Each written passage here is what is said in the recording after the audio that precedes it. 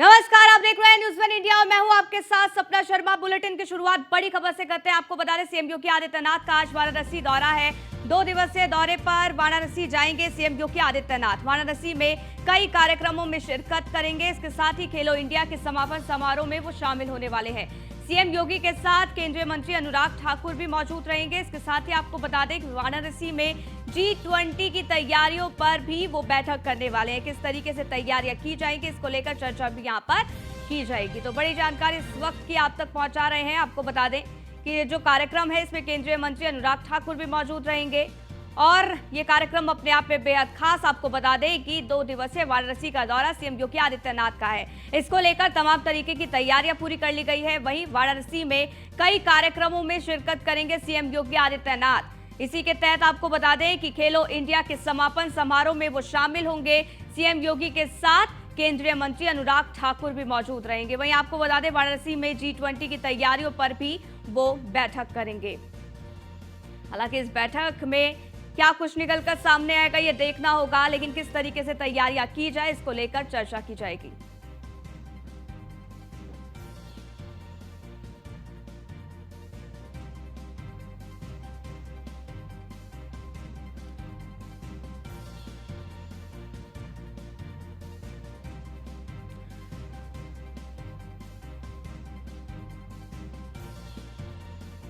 तो वाराणसी में कई ऐसे कार्यक्रम जिसमें शिरकत करेंगे सीएम योगी आदित्यनाथ। आपको बता दें कि खेलो इंडिया के कार्यक्रम की तैयारियों पर बैठक भी करेंगे, जिसमें तमाम ऐसे विषय जिसको लेकर चर्चा की जाएगी, किस तरीके से तैयारियां की जाए। स्कंदिता मिश्रा हमारे संवाददाता जुड़ गए, जानकारी उनसे ले लेते हैं। स्कंदिता, क्या कुछ कार्यक्रम रहने वाला है? 2 दिवसीय दौरे पर सीएम योगी आदित्यनाथ रहने वाले हैं और ऐसे में किस तरीके से कार्यक्रम रहेंगे और क्या कुछ जानकारी आपके पास? देखिए, सीएम योगी आदित्यनाथ का 2 दिवसीय दौरा है। आपको बता दें वाराणसी का, जो कि बेहद खास होने वाला है। लेकिन सीएम योगी आदित्यनाथ का आज लखनऊ में भी एक बड़ा कार्यक्रम है, जिसमें वो 93 नई एक्सप्रेस बसेस को हरी झंडी दिखाएंगे और उसने इस कार्यक्रम को पूरा करने के बाद जो है सीएम योगी आदित्यनाथ वाराणसी के लिए रवाना होंगे और 2 दिन उनके लगातार कार्यक्रम लगे हुए हैं वाराणसी में, जिन सभी कार्यक्रमों में योगी आदित्यनाथ जी शिरकत करेंगे। इसके अलावा खेलो इंडिया का समापन है, उसमें भी सीएम योगी आदित्यनाथ मौजूद रहने वाले हैं। उनके साथ में जो केंद्रीय मंत्री हैं अनुराग ठाकुर, वो भी मौजूद रहेंगे। इसके अलावा जो G20 की तैयारियां हैं उसको लेकर भी बैठक कर सकते हैं सीएम योगी आदित्यनाथ। और कहीं ना कहीं 2024 के चुनाव के लिहाज से भी जो दौरा है वो बहुत अहम देखा जा रहा है कि जिस तरीके से जो भी भारतीय जनता पार्टी के पदाधिकारी हैं, जो वाराणसी में जो विधायक हैं, जिला अध्यक्ष, महानगर अध्यक्ष हैं, उन सब के साथ में भी मुलाकात करेंगे सीएम योगी आदित्यनाथ और सबको जो जीत का बने मंत्र है। रहिएगा आप, क्योंकि बेहद महत्वपूर्ण कार्यक्रम जिसकी जानकारी आपने दी, आप बने रहिएगा क्योंकि आगे भी आपसे अपडेट लेते रहेंगे। लेकिन वाराणसी में आपको बता दें कि कई कार्यक्रम सीएम योगी आदित्यनाथ के निर्धारित कर दिए गए हैं, जिसमें एक एक कर वो शिरकत करने वाले हैं। आपको बता दें 2 दिवसीय ये दौरा रहने वाला है और इसको लेकर अब तैयारियां पूरी कर ली गई। अपने आप में ये दौरा बेहद खास। आपको बता दें कई ऐसे कार्यक्रम इस दौरान रहने वाले हैं सीएम योगी आदित्यनाथ के, जिसमें वो शामिल होंगे, क्योंकि मां जनसंपर्क अभियान है, इसके तहत भी कार्यक्रम। खेलो इंडिया के समापन समारोह में भी वो शामिल होंगे। ये बड़ी जानकारी निकलकर सामने आ रही है। आपको बता दें सीएम योगी के साथ केंद्रीय मंत्री अनुराग ठाकुर भी इस दौरान मौजूद रहेंगे। वहीं वाराणसी में G20 की तैयारियों पर यह बैठक सीएम योगी आदित्यनाथ करने वाले हैं। इस बैठक से क्या कुछ निकलकर सामने आएगा वो देखना होगा, लेकिन अपने आप में ये दौरा बेहद अहम। आपको बता दें कि 30 मई से 30 जून तक मां जनसंपर्क अभियान भी निकाला जा रहा है। इसके लिहाज से भी ये दौरा कई मायनों में अहम है।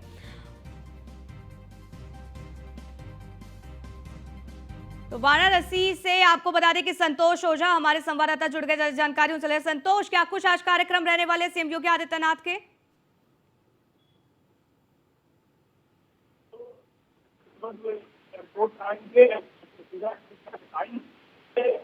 ये दूसरी ओर देखा जाए तो G20 से जुड़ी हुई वो सारी बातों खास करके विकास समीक्षा के बैठक करेंगे। अधिकारियों से ये जानने का प्रयास करेंगे आखिर अभी तक इस दिशा में क्या क्या कार्य हुए और आखिर अभी तक इस दिशा में क्या क्या कार्य हुए और क्या शेष है। साथ ही साथ इनके ग्राउंड पे पहुंचेंगे, ग्राउंड पे पहुंचेंगे जहाँ खेलो इंडिया समापन समारोह होगा। समापन समारोह में भाग लेने के बाद ये वापस हाउस आएंगे, जहाँ प्राप्ति समय और काशी वापस लखनऊ के लिए जाएंगे, लेकिन रात्रि विश्राम से पूर्व की बात करें तो ये काशी विश्वनाथ मंदिर पहुंचेंगे, जहाँ पे भगवान ठीक, बहुत बहुत शुक्रिया संतोष हमारे साथ जुड़ने के लिए, जानकारी हम तक साझा करने के लिए। तो लगातार जानकारी आप तक पहुंचा रहे 2 दिवसीय वाराणसी का दौरा सीएम योगी आदित्यनाथ का रहने वाला है, क्या कुछ कार्यक्रम, उसकी जानकारी लगातार आप तक पहुंचा रहे हैं। आपको बता दें कि खेलो इंडिया के समापन समारोह में सीएम योगी आदित्यनाथ शामिल होंगे। और आगे बढ़ते हैं, कानपुर से खबर आपको बताते हैं। डिप्टी सीएम ब्रजेश पाठक का दौरा है। आपको बता दें 10:15 पर संचेड़ी में अमृत सरोवर का वो निरीक्षण करने वाले हैं। 10:40 पर जिला औषधि भंडार केंद्र का वो निरीक्षण करेंगे। 11:30 बजे हैलट के सुपर स्पेशलिटी ब्लॉक का वो निरीक्षण करने वाले हैं। वहीं आपको बता दें कि 12:05 पर सेंट्रल पार्क शास्त्री नगर का वो निरीक्षण करेंगे। इसके साथ ही 12:25 पर आपको बता दें कि मलिन बस्ती 12 सिरोही में जन चौपाल वो लगाएंगे। तो बड़ी जानकारी इस वक्त की आप तक पहुंचा रहे हैं, क्या कुछ कार्यक्रम रहने वाला है, मिनट टू मिनट कार्यक्रम आप तक बता रहे हैं। आपको बता दें कि ब्रजेश पाठक जो कि डिप्टी सीएम हैं, उनका कानपुर दौरा है और 10:15 पर संचेड़ी में अमृत सरोवर का वो निरीक्षण करने वाले। हालांकि इस दौरे को लेकर तमाम तरीके की जो तैयारियां हैं अब वो पूरी कर ली गई हैं। वहीं लखनऊ से खबर है, जहां लोकसभा चुनाव की तैयारियों में सपा जुट गई है। समाजवादी पार्टी का एक बूथ 20 यूथ का ये जो कॉन्सेप्ट है, इसको लेकर आगे यहां पर बढ़ा जा रहा है। 20 जिम्मेदार लोगों को बूथ कमेटी में स्थान मिलेगा। आपको बता दें कि बूथों पर अनुभवी महिला, दलित आदि को जोड़ा जाएगा। अनुभवी महिला, दलित आदि को जोड़कर यहां पर कमेटी बनाई जाएगी। 5 से 6 जून को गोला गोकरनाथ में परीक्षण शिविर भी कार्यक्रम है। और आपको बता दें कि 9-10 जून को सीतापुर में नैमिषारण्य में प्रशिक्षण शिविर ये लगेगा। वहीं प्रशिक्षण शिविर कार्यक्रम में अखिलेश यादव शामिल होंगे। तो क्या कुछ रहने वाला है पूरा कार्यक्रम, उसकी लगातार जानकारी आप तक पहुंचा रहे हैं। आपको बता दें कि यहां पर समाजवादी पार्टी का एक बूथ 20 यूथ का कॉन्सेप्ट, जिसके तहत कार्यक्रम। संवाददाता स्कंदिता हमारे साथ लाइव जुड़ गए, जानकारी उनसे ले लेते हैं। स्कंदिता, क्या कुछ कार्यक्रम रहने वाला है? समाजवादी पार्टी अब पूरी तरीके से तैयारी के मूड में है। एक बूथ 20 यूथ का ये कॉन्सेप्ट, जिसको लेकर अब सपा आगे बढ़ेगी।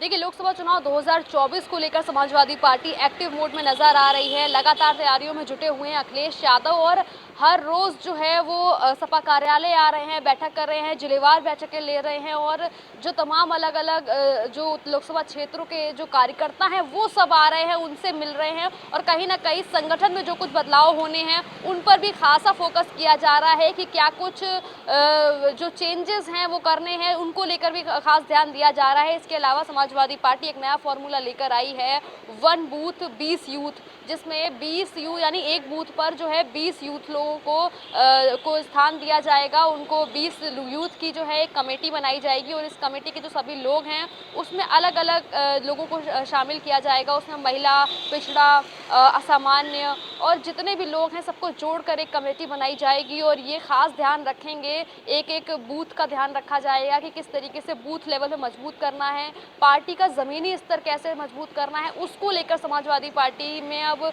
अखिलेश यादव एक्टिव नजर आ रहे हैं और लगातार प्रयास कर रहे हैं कि कोई भी कसर छूटने ना पाए। वहीं अगर उनके कार्यक्रम की बात की जाए तो 5 और 6 तारीख को अखिलेश यादव लखीमपुर के गोला गोकरनाथ में जाने वाले हैं, जहां पर वो प्रशिक्षण शिविर लगाएंगे और ये प्रशिक्षण शिविर जो है ये बहुत खास माना जा रहा है क्योंकि बूथ मैनेजमेंट को लेकर, वोटर लिस्ट को लेकर और बूथ कमेटी को लेकर ये बहुत ज़्यादा खास होने वाला है। इस वजह से और सभी प्रशिक्षण शिविर में अखिलेश यादव खुद शिरकत करेंगे। आपको बता दें 9 और 10 जून को सीतापुर के नैमिषारण्य में भी प्रशिक्षण शिविर लगेगा जिसमें अखिलेश यादव पहुंचेंगे। तो कहीं ना कहीं नैमिषारण्य का अखिलेश यादव का यह दौरा जो है वो भारतीय जनता पार्टी के अयोध्या एजेंडे की काट माना जा रहा है और कहीं ना कहीं अब एक साफ मैसेज अखिलेश यादव देते हुए आ रहे हैं कि सॉफ्ट हिंदुत्व की राह पर चलते हुए लोकसभा चुनाव 2024 के लिए तैयारियां कर रहे हैं और जितने भी कार्यकर्ता हैं उन सबको भी दिशा निर्देश दे रहे हैं कि किसी भी तरीके से पार्टी को मजबूत किया जाए। जिला अध्यक्ष जो हैं, महानगर अध्यक्ष हैं, उन सबके साथ भी उन्होंने नगर निकाय चुनाव के तुरंत बाद उन्होंने बैठक की थी जितने भी जिला अध्यक्ष और महानगर के अध्यक्ष थे उनको खास जिम्मेदारियां सौंपी गई हैं। इसके अलावा इस बार एक और नया चेंज अखिलेश यादव करेंगे, जैसे कि उन्होंने पिछली बार जो है डायरेक्ट आवेदन किया था। जो भी प्रत्याशी पद के लिए उम्मीदवार थे उन्होंने डायरेक्ट आवेदन कर रहे थे और उनका ब्यौरा जो है, उनका बायोडाटा आ रहा था सपा कार्यालय में। तो अब ऐसा नहीं होगा। अब उन्होंने जिला अध्यक्ष और जो समाजवादी पार्टी के नेता है उनको ये जिम्मेदारी सौंपी है कि वो जो नाम सजेशन में देंगे, संगठन के द्वारा जो नाम सजेशन में आएंगे उनको प्रत्याशी बनाया जाएगा। डायरेक्ट आवेदन की को जो है प्रक्रिया जो है खत्म कर दी जाएगी। जो संगठन से सुझाव आएंगे, जो जिताऊ प्रत्याशी होगा उस पर दाव लगाया जाएगा, जबकि पहले ऐसा नहीं था। पहले अखिलेश यादव ने कहा था कि जो प्रत्याशी है, जो दावेदार है, वो डायरेक्ट अपना आवेदन कर सकता है और उस पर खास ध्यान भी दिया जाएगा। लेकिन जो प्रयोग विफल रहे हैं उन पर अब अखिलेश यादव काम करते हुए नजर आ रहे हैं। नगर निकाय चुनाव में इसका नुकसान देखने को मिला था और यहाँ पर अखिलेश यादव नहीं है, क्योंकि मिशन 2024 है और इसकी तैयारी में पूरी तरीके से जुट गए हैं ताकि बीजेपी को कड़ी चुनौती यहाँ सपा के द्वारा दी जा सके। बहुत बहुत शुक्रिया स्कंदिता, हमारे साथ जुड़ने के लिए, जानकारी हम तक साझा करने के लिए। आगे बढ़ते हैं, लखनऊ से खबर आपको बताते हैं वाराणसी में होगी G20 डेवलपमेंट मिनिस्टर मीटिंग। विभिन्न शहरों में G20 की बैठकों का आयोजन हो रहा है। वाराणसी में महीने में दूसरी बार होने जा रही है बैठक। आपको बता दें 11 से 13 जून तक G20 मिनिस्टर्स की बैठक होनी है। 3 दिन में विभिन्न सांस्कृतिक कार्यक्रमों का इस दौरान आयोजन होगा। काशी की संस्कृति से भी रूबरू होंगे G20 देशों के मेहमान। वहीं आपको बता दें लोक नृत्य गायन से होगा G20 मेहमानों का स्वागत। तो यहाँ G20 जिसकी तैयारियां लगातार जोरों से की जा रही है और किस तरीके से काशी की संस्कृति को दिखाया जाए, इसको लेकर भी पूरी तरीके से अलर्ट मोड पर यहाँ पर प्रशासन है। आपको बता दें 11 से 13 जून तक G20 मिनिस्टर्स की ये बैठक है। 3 दिन में विभिन्न सांस्कृतिक कार्यक्रमों का इस दौरान आयोजन होगा।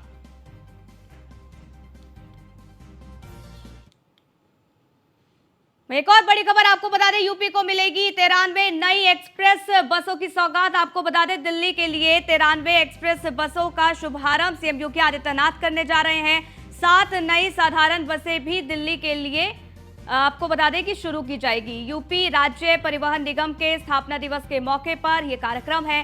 कार्यक्रम में परिवहन मंत्री दयाशंकर सिंह भी शामिल होंगे। सुबह 10 बजे 5 कालिदास मार्ग यानी कि मुख्यमंत्री आवास पर यह कार्यक्रम है। यहां से हरी झंडी सीएम योगी आदित्यनाथ दिखाएंगे और इन बसों को रवाना करेंगे। तो एक बहुत बड़ी सौगात यहां पर यूपी वासियों को मिलने जा रही है। यूपी को 93 नई एक्सप्रेस बसों की ये सौगात सीएम योगी आदित्यनाथ देंगे।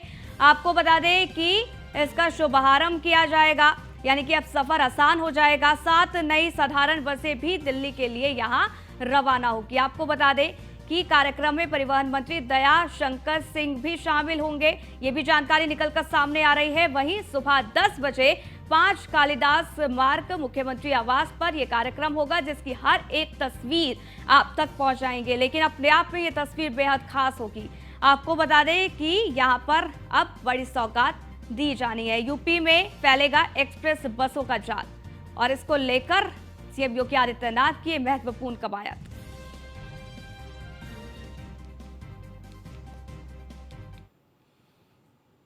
वहीं लखनऊ से खबर है, जहां मिशन 80 पर बीजेपी पार्टी जुट गई है। युवाओं को जोड़ने के लिए बनाई गई रणनीति। आपको बता दें 25 जून को बीजेपी मनाएगी काला दिवस। 25 जून को आपातकाल की 48वीं वर्षगांठ है और वर्षगांठ को काला दिवस के रूप में बीजेपी के द्वारा मनाया जाएगा। युवाओं को इस दौरान आपातकाल की कहानी बताई जाएगी। आपको बता दें कांग्रेस के शासन में आपातकाल की कहानी और उसी को बयां करते बीजेपी के तमाम नेता नजर आएंगे। प्रदेश में 15 करोड़ से ज्यादा मतदाताओं में 50% युवा हैं। तो आपातकाल की कहानी यहां पर युवाओं को बताई जाएगी, बीजेपी बताएगी और ये बड़ी जानकारी आप तक पहुंचा रहे हैं।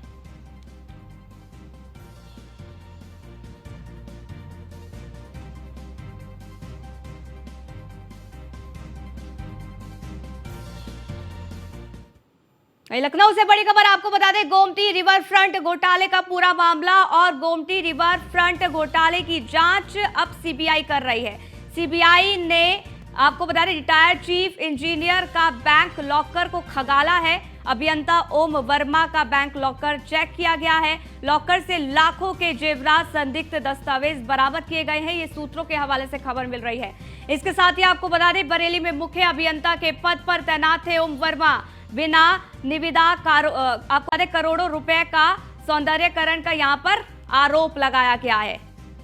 अब इसके तहत आगे की कार्रवाई, आगे की जांच की जाएगी, लेकिन बड़ी जानकारी आप तक पहुंचा रहे हैं।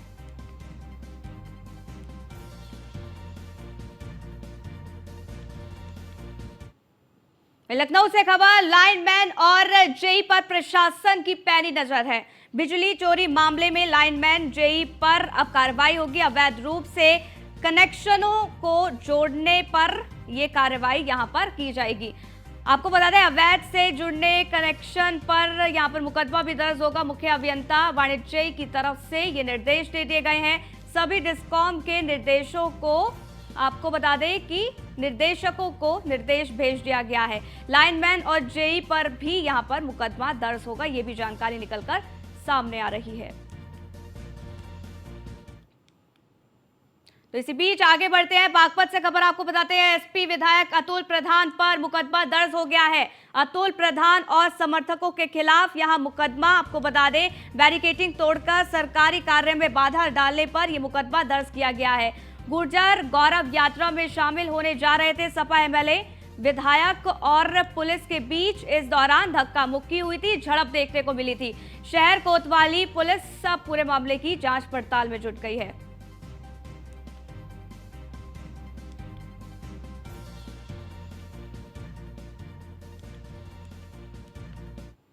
मेरठ से खबर है, जहां प्लाईवुड के शोरूम में अचानक से आग लग गई। शोरूम में रखा लाखों का माल जलकर खाक हो गया है। आधा दर्जन दमकल गाड़ियां आग बुझाने में जुटी हुई है। शोरूम में प्लाईवुड के साथ फाइबर की सीट भी रखी थी। आग ने आसपास की दुकानों को भी अपनी चपेट में ले लिया है। घंटों से दमकल की गाड़ियां आग बुझाने में लगी हुई है। कबाड़ी बाजार के प्याऊ चौपले पर प्लाईवुड का ये शोरूम है।